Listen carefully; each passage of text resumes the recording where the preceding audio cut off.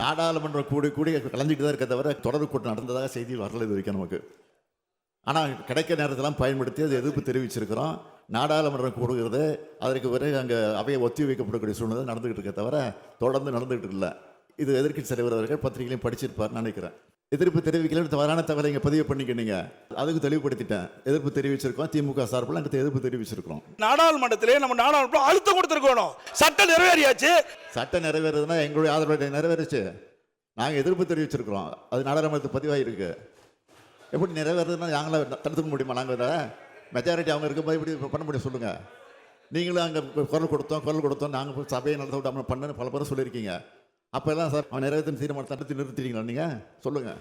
சரியான முறையில் நடவடிக்கை எடுத்திருந்தா ஆரம்ப காலகட்டத்தில் தடுத்திருக்கலாம் சொல்கிறேன். இந்த அரசை பொறுத்தவரைகள் நிச்சயமாக சொல்கிறேன், ஏலம் விட்டாலும் சரி நிச்சயமாக உறுதியாக இந்த அரசு அதற்குரிய அனுமதியை தருவதற்கான வாய்ப்பே கிடையாது.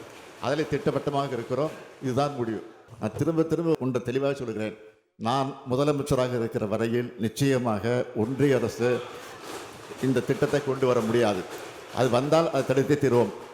அதுதான் திரும்ப சொல்கிறேன். நான் தமிழ்நாட்டினுடைய முதலமைச்சராக இருக்கிற வரையிலே இது நிச்சயமாக நாங்கள் அனுமதிக்க மாட்டோம். நாடாளுமன்றத்தில் திமுக இந்த பில்லுக்கு எதிர்த்து குரல் கொடுத்தது என்று சொல்வது அப்பட்டமான பொய் என்பதை இந்த ஆதாரம் வெளியிட்டோம். இதை எதிர்த்து திமுக பேசியிருக்காங்களா? இதில் பேர் இருக்குதா? திமுக உள்ளே இருந்தாங்க, சத்தம் போட்டு சும்மா இருந்தாங்க. பில்லு வேணுனாக்கி இது வரும்போது நான் பேசுன்னு தவறு இருந்தால் தம்பிதுரை பேசுன்னு தப்பு, மாநில உரிமை போச்சு, எங்களோட உரிமையை பாதுகாக்க திமுக மாடல் அரசு, நாங்கள் திமுக திராவிட மாடல் அரசுன்னு சொல்கிறாங்களே. அப்பொழுது திமுக மௌனியாக இருந்துவிட்டு திமுக எதிர்த்ததாக புடுங்குகிறார் இன்றைய முதல்வர். நான் சொல்லட்டும் இந்த பேர் இருக்கான்னு சொல்லட்டும். ஏன் அவங்க பார்ட்டிசிபேட் பண்ணல? என் பேர் இருக்குது, ஒத்துக்கிறேன், நான் பேசினேன். மந்திரின்னு சொல்கிறாரு, அதுக்கு என்ன சொல்லியிருக்கிறாரு? நான் அதுக்கும் பதில் சொல்கிறேன் பாருங்கள். எனக்கு அது இன்னொன்று முக்கியமான சொல்கிறேன். இதை முதல் சொல்கிறத பாருங்கள் சொல்கிறேன். We have handed over the entire responsibility exploration on the central and the state government. That is why the change is being brought it. ஏன்னா அவங்க என்ன செய்யலன்றதுக்காக தான். We will give the exploration licenses after the year 2024. சொன்னது போல் மாநில அரசு உரிமையை ஒப்புதல் பெற்றுத்தான் நாங்கள் ஒப்புதல் தருவோம் என்பதை தெளிவாக சொல்லியிருக்கிறார்கள். அதற்கு பிறகு என் பேர் வரும்போது சொல்லிடுறேன்.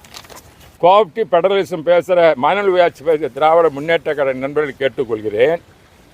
அன்றைய அமைச்சர் பேசும் பொழுது மாநிலத்துக்கு உரிமையை நாங்கள் தடுக்கவில்லை. மாநில அரசு உரிமைக்கு இந்த கூட்டாட்சி தத்துவத்தை மத்திய அரசு மதிக்கிறது, மோடி மதிக்கின்றார். ஆகவே இந்த ஏலம் விடுகிற என்ற மத்திய அரசு விட்டாலும் மாநில அரசு ஒப்புதல் இல்லாமல் நாங்கள் ஏலம் விடமாட்டோம் என்று சொல்லியிருக்கிறார். அப்படி இருக்கும் பொழுது நான் தம்பிதுரை போய் என்னமோ மாநில அரசு உரிமையெல்லாம் விட்டு கொடுத்துட்டாரு, அதிமுக விட்டு கொடுத்து நாடகம் ஆடுறாங்கன்னு அறிக்கை விடுறாரு. இது ஒரு நியாயமா? ஒரு முதலமைச்சர் தமிழனை காட்டி கொடுக்குறாரு.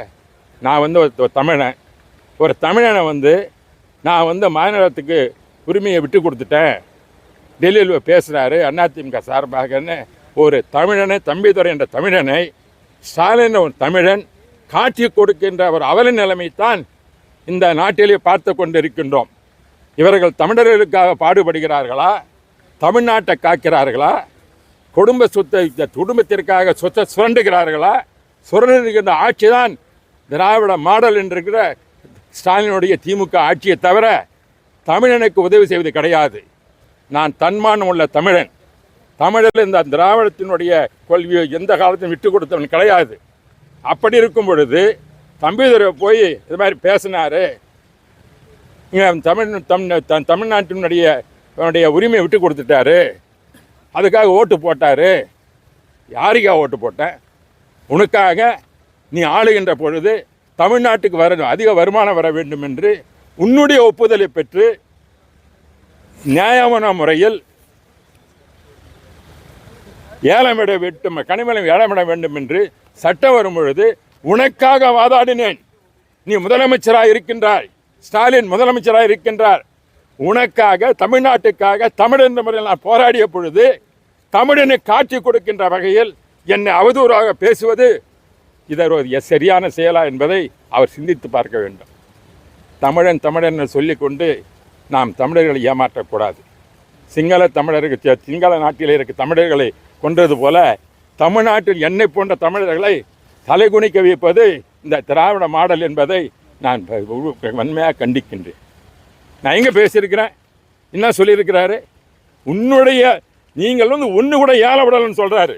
சொல்லியிருக்காரு, என்ன சொல்லியிருக்காரு? தம்பிதுரைச்சி தமிழ்நாடு அரசாங்கம், இந்த திமுக அரசாங்கம் கனிம வளங்களை ஒரு முறை கூட ஏழை விடலன்னு சொல்கிறாரு.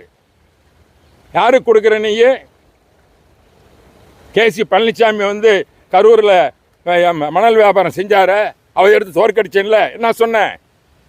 மணல் வியாபாரத்தை கொள்ளையடிக்கின்ற இந்த திமுகவுடைய அந்த வேட்பாளருக்கு வாக்களிக்க கூடாதுன்னு சொன்னேன். ஜேசிபின்னு சொன்னேன். ஜேசிபின்ற அவருக்கு சிம்மன் சூரியன் சின்னம் கொடுத்துருக்கக்கூடாது, ஜேசிபி சின்னம் கொடுத்துருக்கணும். இது ஜேசிபி மணல் என்ற சின்னத்தை கொடுத்துருக்கணும். அந்த மணல் வியாபாரிக்கு ஓட்டு போடாதுன்னு சொல்லி தோற்கடித்த விட்டு இந்த திமுக வந்தவன் நான் இந்த நாடாளுமன்றத்திற்கு. புரட்சி தலைவி அம்மா அவர்களை நிற்க வைத்ததே நான் சட்டமன்ற உறுப்பினராக இருப்பது கூட இந்த திமுகவினுடையவர்கள் ஊழல் செய்கிறார்கள், மணல் கொள்ளையடிக்கின்றார்கள், இதை நீ அவரை தோற்கடி தோற்கடி என்பதற்காகத்தான் நான் அந்த நேரத்தில் கரூரில் போட்டியிட்டு வெற்றி பெற்றேன். அப்படிப்பட்ட என்னை நான் ஏதோ தமிழ்நாட்டை காட்டி கொடுத்தேனே என்று இவர் பேசுவது அவருக்கு அழகல்ல. ஒரு தமிழன் காட்டி கொடுக்கக்கூடாது. நீ குடும்ப அரசியல் நடத்து. உன் தந்தை முதலமைச்சராக இருந்திருக்கலாம், நீ முதலமைச்சராக இருக்கலாம், அடுத்து உன் மகன் உதயநிதி அமைச்சர் நீ ஆசைப்படலாம், இதை குடும்ப ஆட்சி நடத்தலாம். இதுதான் திராவிட மாடலா? அதே நேரத்தில் நான் சொல்லாததை ஏதோ நான் தமிழகத்து உரிமை விட்டு கொடுத்துவதாக பேசியது சொல்லு. என்ன சொல்கிறாரு மந்திரி? சொல்கிறாரு, என்ன சொல்கிறாரு? நீ ஒரு ஆக்ஷன் கூட விடலையே தமிழ்நாட்டில் திமுக உன் ஆட்சியில். அது கூட என்ன சொல்கிறாரு?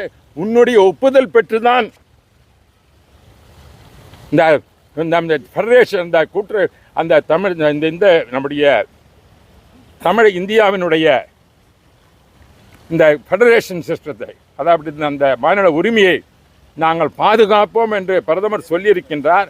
அதன்படி தான் அவர்களுக்கு ஏற்றாற்போல் தான் இந்த ஏலம் விடப்படும் என்று தெளிவாக நாடாளுமன்றத்தில் மத்திய அமைச்சர் அவர்கள் பேசியதாக இருக்கிறது என் குறிப்பு இது.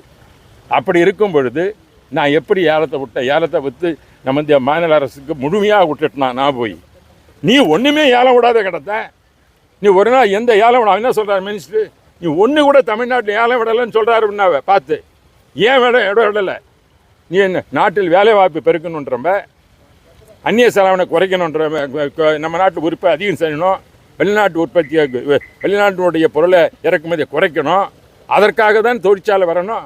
தொழிற்சாலை வரத்துக்கு நீ எங்கே கனிமணல் இருக்குதோ மக்களுக்கு பாதிப்பு ஆகாத வரையில் இன்றைக்கி சொல்கிற ஏர்போர்ட் வேணுன்ற, பரந்தூர் ஏர்போர்ட் வேணுன்ற, அங்கே நேரம் ஆகப்பட்டு தான் செய்கிற.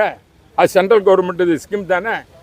அப்போ சென்ட்ரல் கவர்மெண்ட் ஸ்கீமை நீயே இன்றைக்கி பரந்தூரில் போய் ஏர்போர்ட் வேணும்னு செய்கிறல்ல, அது என்ன நியாயம்? அது உன்னை செய்கிறது நியாயமா?